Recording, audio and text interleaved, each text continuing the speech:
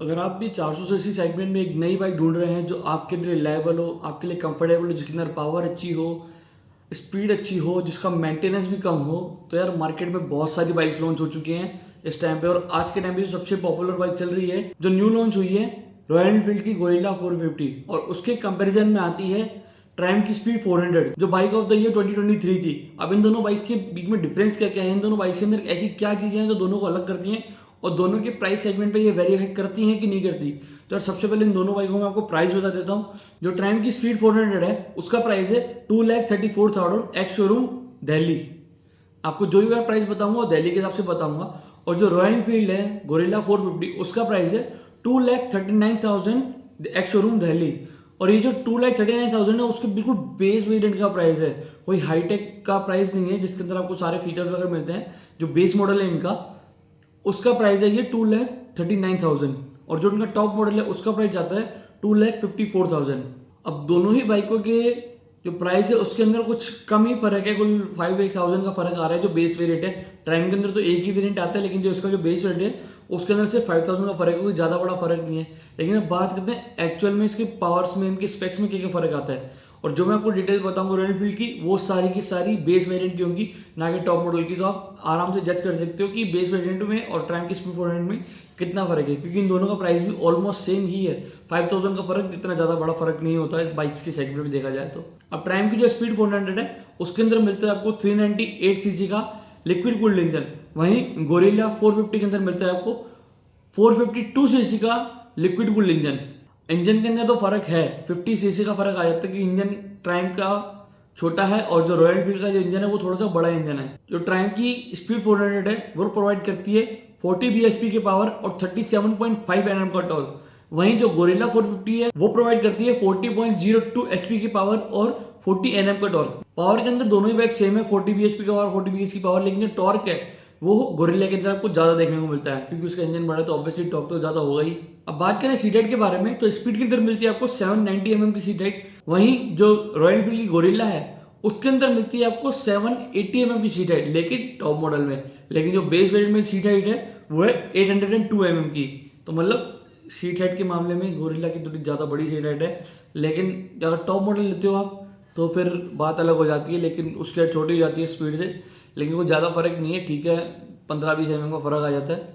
20 mm का तो नहीं, ऑलमोस्ट 12 mm का फर्क है ट्रायम्फ की स्पीड के जो बेस मॉडल में, ट्रायम्फ की स्पीड में, और जो रॉयल एनफील्ड गोरिल्ला के बेस मॉडल में। अब अगर रियर टायर की बात करें तो रियर टायर आपको स्पीड के अंदर देखने को मिलता है 150, 60, 17 का, जो अलग का साइज है वो 17 इंचेस का है। वहीं जो रॉयल एनफील्ड गोरिल्ला है उसके अंदर देखने को मिलता है रियर टायर आपको 160, 60, 17, अलग साइज दोनों का सेम, लेकिन जो टायर है, जो विड्थ है, वो रॉयल एनफील्ड गोरिल्ला में ज़्यादा है। तो मतलब जो बेस, जो ग्राउंड से टिका हुआ टायर जो ज़्यादा होगा वो ऑब्वियसली रॉयल एनफील्ड का गोरिल्ला ही होगा। अब अगर यार वेट की बात करें तो रॉयल एनफील्ड के अंदर मिलता है आपको 185 kg का वेट। वहीं स्पीड के अंदर मिलता है आपको 176 kg का वेट है, मतलब 9 kg वेट हल्का है स्पीड का अपने उससे, गोरिल्ला से। और अगर फ्यूल टैंक देखा जाए तो स्पीड के अंदर मिलता है आपको 13 लीटर का फ्यूल टैंक, वहीं गोरिल्ला के अंदर मिलता है आपको 11 लीटर का फ्यूल टैंक। दोनों ही बाइक्स के अंदर आपको एलईडी सेटअप देखने को मिल जाता है। दोनों ही बाइक्स लुक के अंदर बहुत ज़्यादा ही अच्छी हैं। दोनों के जो हैंडल बार है काफ़ी ज़्यादा वाइड है, कोई दिक्कत नहीं है। सीट भी दोनों ही कंफर्टेबल है। फ्यूल टैंक के हिसाब से माइलेज वगैरह भी दोनों बाइक से अच्छा आ सकता है, कि स्पीड का माइलेज तो काफ़ी अच्छा है। लेकिन जो गोरिल्ला है उसका माइलेज टेस्ट अब तक किया नहीं, बाइक हमारे पास आई नहीं तो माइलेज टेस्ट वगैरह किया नहीं, लेकिन आई होप उसका माइलेज भी काफ़ी ज़्यादा अच्छा आएगा। बात करें मीटर के बारे में, जो गोरिल्ला है उसका जो बेस वेरिएंट है उसके अंदर आपको मिलता है एनालॉग मीटर, लेकिन टर्न बटन नेविगेशन के साथ आ जाता है वो। उसके अंदर जो हिमालयन जो पुरानी वाली है उसके अंदर टर्न बटन नेविगेशन का छोटा सा एनालॉग दिया हुआ था, वैसे इसके अंदर दिया हुआ है जो आपको टर्न बटन दे देगा आपको कैसा जाना है। लेकिन स्पीड के अंदर आपको टर्न बटन नेविगेशन वगैरह नहीं मिलती, आपको बेसिक सा मीटर मिलता है, जो रेगुलर का इनका मीटर चलता है, जो एनालॉग मीटर वही मिलता है। तो बात थोड़ी सी वहाँ खराब हो जाती है। लेकिन अगर आप गोरिल्ला के टॉप मॉडल में जाते हो या मिड मॉडल में या टॉप मॉडल में जाते हो, वहाँ आपको जो मीटर में देखने को मिलता है वो सेम हिमालयन जैसा देखने को मिलता है, जहाँ पे आपको प्रॉपर गूगल मैप्स का सपोर्ट देखने को मिल जाता है, चाहे आपके पास एंड्रॉइड या iOS हो, प्रॉपर गूगल मैप का सपोर्ट देखने को मिल जाता है। और भी काफ़ी ज़्यादा फीचर्स उस मीटर के अंदर हैं, ब्लूटूथ कनेक्टिविटी वगैरह के साथ साथ। तो ये एक प्लस पॉइंट है रॉयल एनफील्ड गोरिल्ला के पास, क्योंकि उनका मीटर थोड़ा अपग्रेडेड है, प्लस जो बेस वेरिएंट में भी इनका मीटर है वो काफ़ी ज़्यादा अच्छा है। अब बात ये आती है कि इन दोनों में से जो 5,000 का जो फर्क है बाइकों के बीच में, वो क्या कौन सा बेटर रहता है। अब यार देखो, जिसको माइलेज के हिसाब से अगर बाइक चाहिए, तो देखो 400 सीसी की बाइक कोई भी माइलेज के लिए तो लेता नहीं, अगर लिए तो चलाने के लिए, माइलेज इतनी खास देखते नहीं। अगर माइलेज के हिसाब से देखें तो स्पीड आपको ऑब्वियसली अच्छा माइलेज निकल के दे दी, क्योंकि उसका क्योंकि इसका जो इंजन का पावर है वो थोड़ा सा कम है। पावर अच्छी है इंजन की, लेकिन इंजन की जो कैपेसिटी है वो कम है। वो 398 सीसी का इंजन देखने को मिलता है, वहीं आपको इसके अंदर 452 सीसी का इंजन लेके मतलब माइलेज आपको कम मिलेगी।